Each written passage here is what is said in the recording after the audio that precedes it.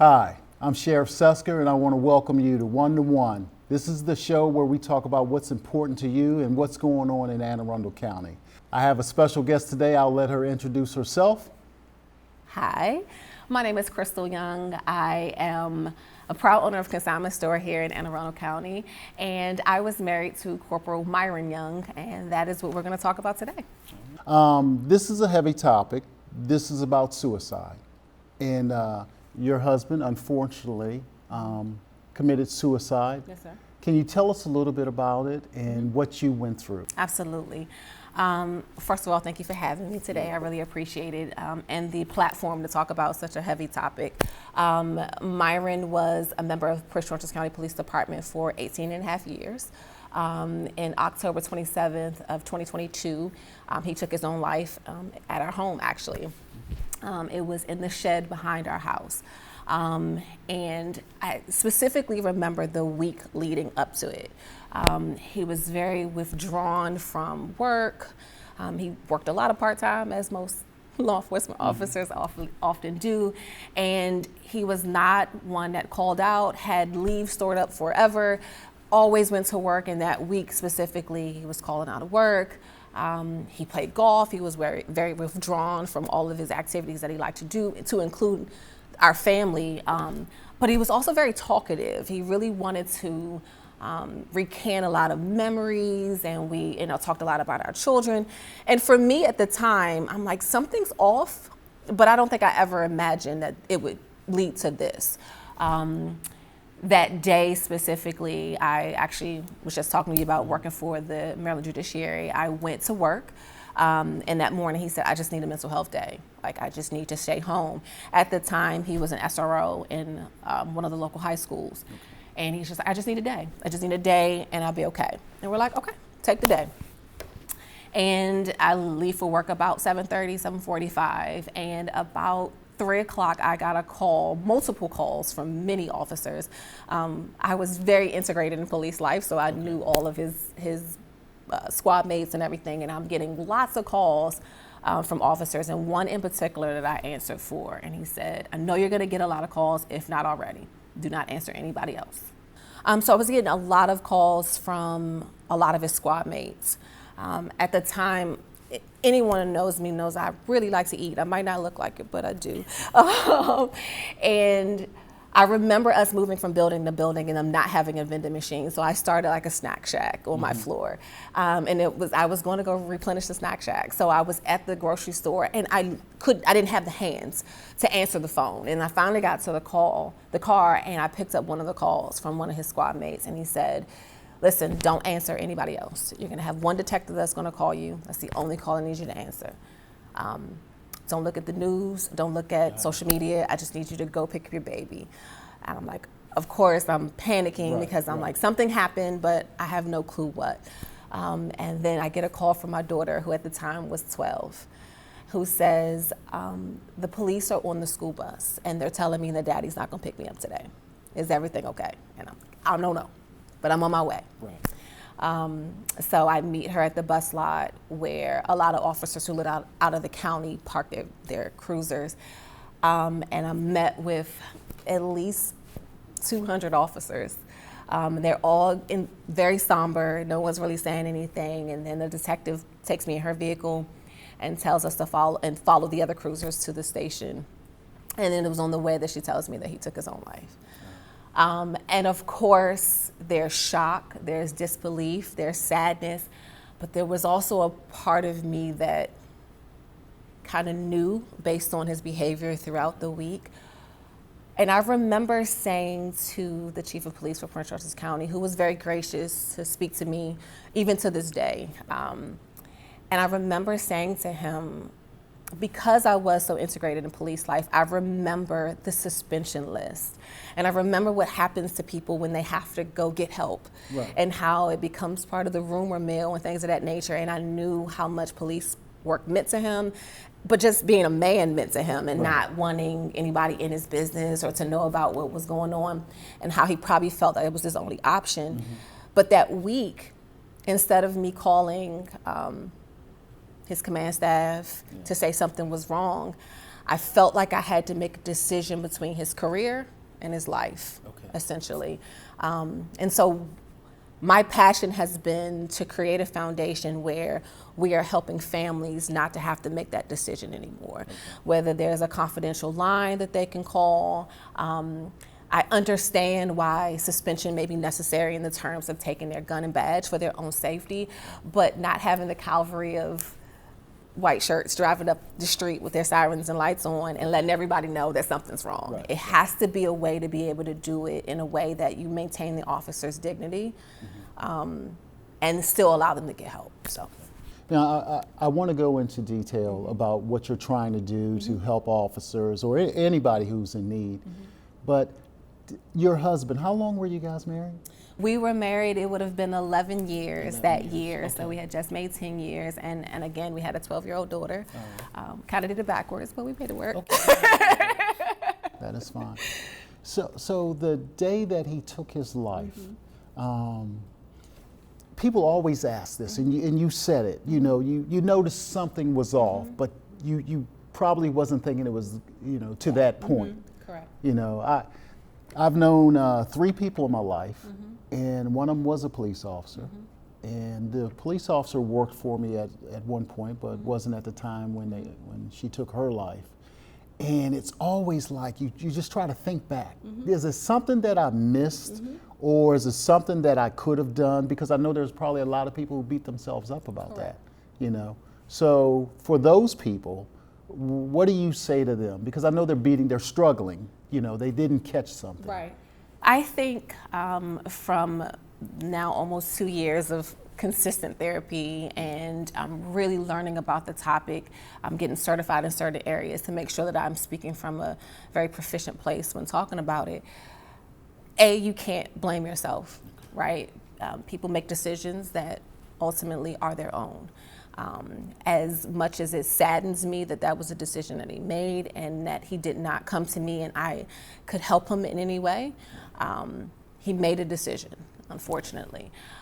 What I will say though, and what I'm trying to do we actually created the Young Foundation, and what we're trying to do with that is Monday, he passed away on Thursday. So Monday, when I started to see things that were off, and Tuesday they started to progress, there needed to be something that I said, okay, let me take a step back and let me go speak to his LT about it. And let's try to devise a plan on how we can get him whatever help it was. If it was just mental health assistance in general, let's do that. But I knew the stigma that comes from saying, hey, I gotta take some days off to go get help, right? But there has to be something when the kids, when the wife, when the husband, when we see something that we can do. I realize that I'm not an officer. I've said this to the chief multiple times. And so my reach with officers is going to be very small. Although I'm integrated, I'm not an officer, never have been. And I understand the sorority fraternity that you guys have. But I can reach families. I have been in a position where I understand how difficult it is for a spouse. The other part of this is spouses have to get more integrated throughout their career, not just when something goes wrong. Unfortunately, there are too many wives in particular who say, you're a police officer over there, but when you come home, you need to just be husband and father. I don't care what happened with your day-to-day. I don't care how many homicides you had to go to. And that is extremely detrimental for an officer to come home or a first responder to come home and not feel like they can share. Again, I understand the confidentiality of the job and you can't go into detail, but to at least have a safe space at home is extremely important. And I think it's important for a spouse, even when you're getting married, to understand what you're signing up for when you become a spouse of an officer or firefighter or EMT. So that's the biggest thing. And I think in law enforcement, we condition ourselves to say, hey, this is part of the job. This cannot bother you. You just see somebody, they've died or whatever, or a horrific traffic accident, and the next thing you're like, where are we going to eat at? Correct. Because you're trying to, push this down, but in actuality, it's just festering in your head. Correct. It's sort of like PTSD. Correct. Right? And then we have been conditioned also in law enforcement. We deal with the issues at hand. You know, if there's a shooting, you're involved in it. We get you the help right there at that moment. But it might be 5 months down the road where it comes and having an effect on you. Correct. So you know what, I get what you're saying, and I agree with you. Spouses, you are the closest people to law enforcement officers or whoever you're with in your life. Correct. And we need to start listening. We need to start listening to what spouses say because they see it. Correct. You know, they see the change in the mood and stuff. Because when everybody comes back to work, they're on it. Yep. Even if it's giving them a chance to decompress. Maybe you're not a person that can take on the trauma of the day, and that's fine, right? But even if it's a chance to give them an hour to just come home and decompress. I mentioned how Myron was a golfer. That was his outlet, right? So if he came home, you know, he cleared the call, he got out of school at 3:30, picked our daughter up, and then he wanted to have a tea time at 5 o'clock until 9 o'clock. If that's what helps, that's what helps. And then you and I will have our time later, but if he needed that time to kind of clear his mind from the day, that is extremely necessary. You talked about clearing a call and then going to get something to eat. In Myron's case in particular, I have cameras at our home, and when I played the camera back, again, there were at least 400 law enforcement personnel in my home that day. And from local municipalities to Prince George's County to the schools, retired officers, church, all the places that he worked. And then 45 minutes later, an officer in Cheverly did the same thing. And they had to clear that call and they had to go respond. And so, especially now where we know retention is low, the numbers are low in terms of officers, you got to clear a call, you got to just let it go and go to the next one. Whether that was a homicide and now it's a cat in a tree, you got to be able to change hats very quickly without any reprieve in between, and that is necessary. And then again, so then when they come home, they need the opportunity to decompress, have somebody to listen to them, so that they can go be great the next day. And that's lacking. One of the things I also see with law enforcement, a problem is we still try to, in law enforcement, we push suicide down to the bottom of the list. If you are unfortunately killed in the line of duty, you get the full treatment, the burial, you get the benefits, you get everything. But if you're suffering because of on the job, things you've witnessed or whatever, PTSD, and you commit suicide, we kind of shun it. It's a whole different You don't get the full treatment. Correct. So let me ask you this, and you hit it the nail on the head. You said the next call. At any point, and I don't want to demean any agency, especially Prince George's County, my home agency where I started at. But did you feel like at some point, wow, they've gone on to the next call already?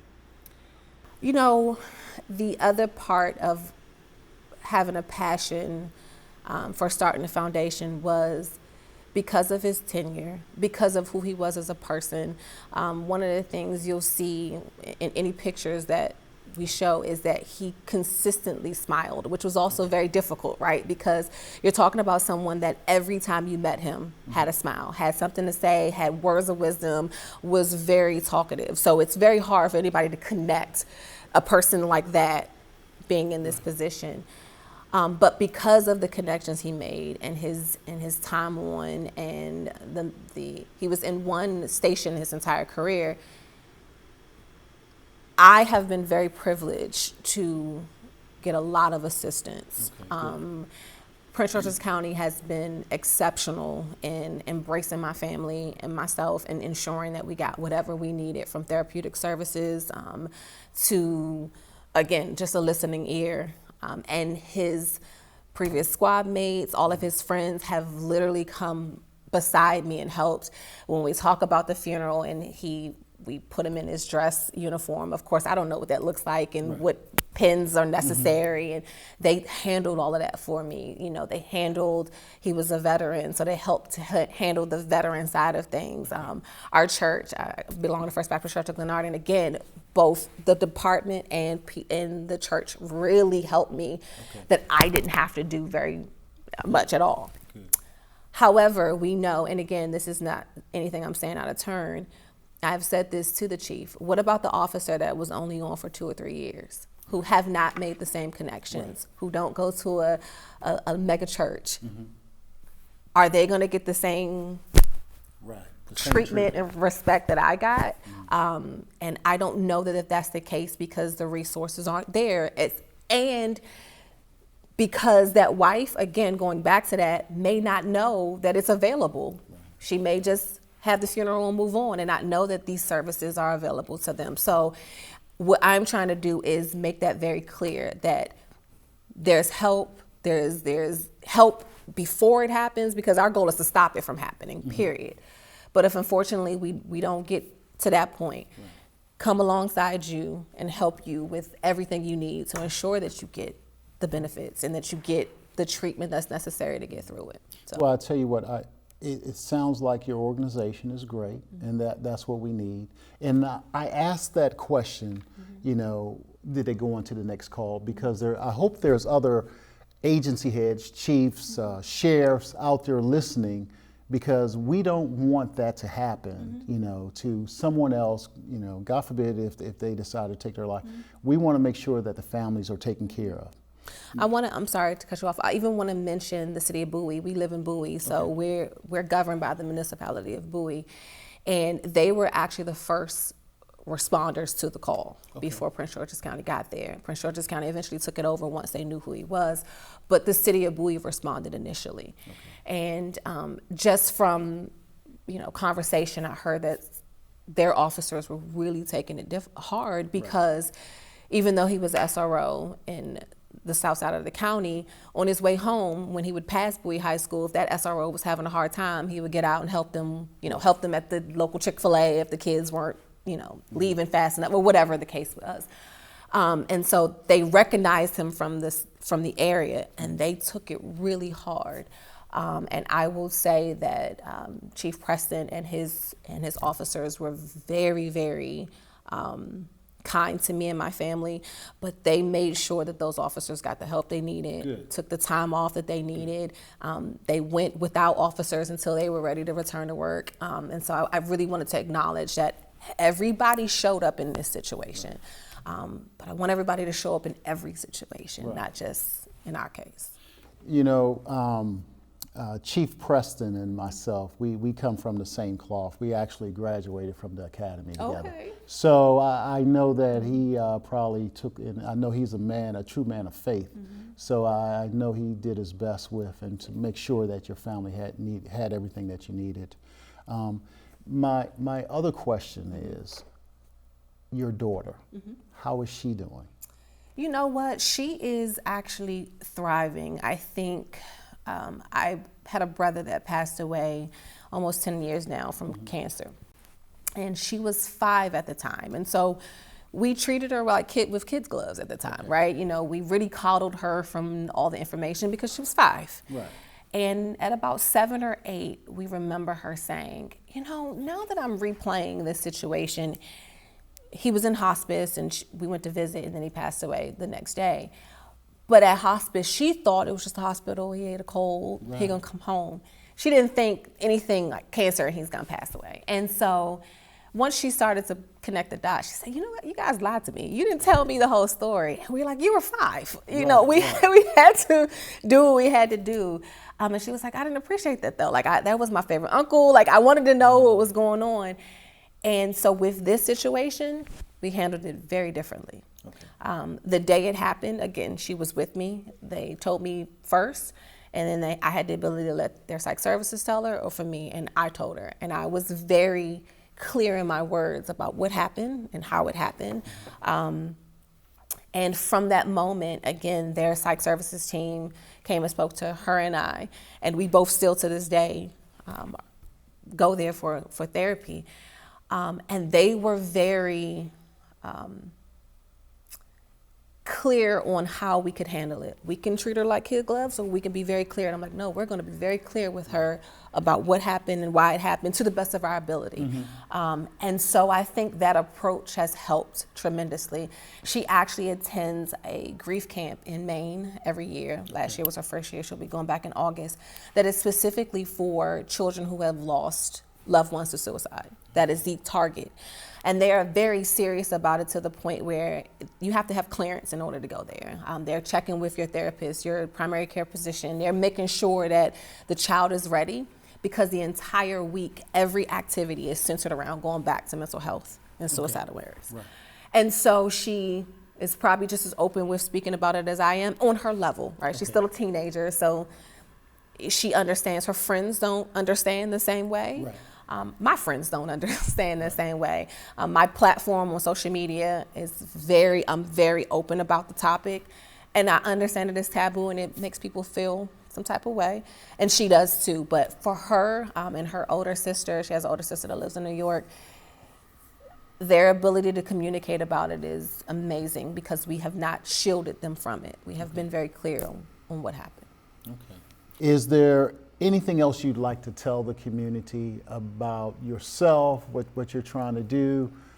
Because we want to share as much information as possible. Absolutely. Because there might be someone out there that's struggling. Absolutely. You know, and or they may know someone that's struggling, and we want to make sure that they have all the tools necessary to Absolutely. Get the help that's needed.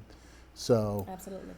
So again, it's called the Young Foundation, and the goal of the foundation is to bring awareness to suicide prevention and suicide awareness for specifically targeting first responders and their families.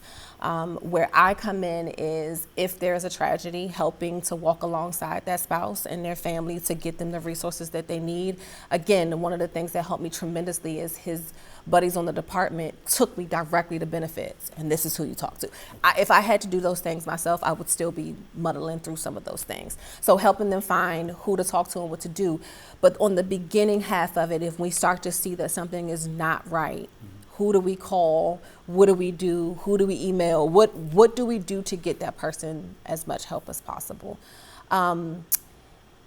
There are a multiplicity of resources out there. The American Foundation for Suicide Prevention, I have now become a Talk Saves Lives presenter, and that allows me to go into any organization or church or anything and give a real presentation on the data and the statistics.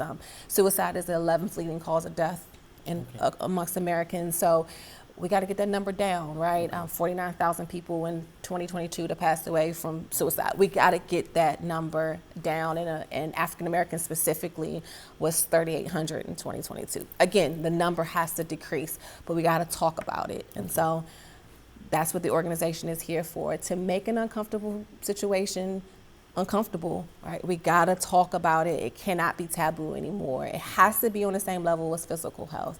And then the other side of it is, I'm also a personal trainer, so we combine the physical aspect and how if you get your physical body together, it also helps with the mental as well. So trying to come from every avenue to make sure no other family has to go through what we've gone through and what we're continuing to go through. You know what, I want to thank you for coming on. I truly appreciate this, and this has been very educational for us. If you need anything from the Anne Arundel County Sheriff's Office or me personally, please do not hesitate to reach out. Absolutely. All right. Well, thank you. I appreciate it. All right. For those of you who have just listened to our guest, suicide is a very real thing. It affects everyone. I always say that everyone has something going on in their lives, but it's different levels of what we're capable of dealing with. What may seem minor to you is very big to someone else, so we just can't discount it or ignore it. We have to pay attention to our loved ones and the signs, especially in law enforcement. In law enforcement, suicide prevention is very high. In the job world, law enforcement is ranked third in suicides. We have to start paying attention to our loved ones, especially those in law enforcement. One of the things that we also need to start doing is we take care of our physical bodies. We go to the gym, we work out to ensure that, we look good and stuff, but we don't take care of the mental part.